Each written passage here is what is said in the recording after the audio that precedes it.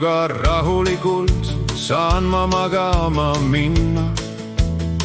Kui minu lood panevad onu Arvo naeratama, minu hing on rahul, kui saan seda teha. Ehk lauludega südame soojaks muuta. Ei osanud seda arvesse võttama, et laulud hakkavad rahvale meeldima.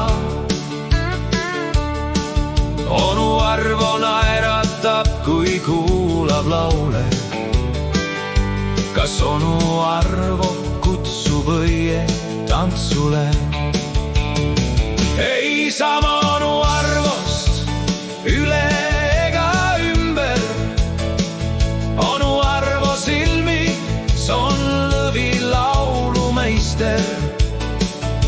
Kui onu Arvo soovib, siis teeksin talle. Kirjutaksin ka onu Arvole isiklikke laule. Nii kui tuleb uus lugu välja, kohe kutsub onu Arvo kõiki kuulama. Sel ajal, kui onu Arvo laule kuulab, juba lõvi järgmist laulu kirjutab. Rahvast võiks rohkem laivis käia ja onu Arvole laivi seltsi tulla. Onu Arvo on tõesti tore mees. Jälle on onu Arvo laulu sees. Onu Arvo oli teinud maitsva koki. Onu Arvo võta enda terviseks vitsi.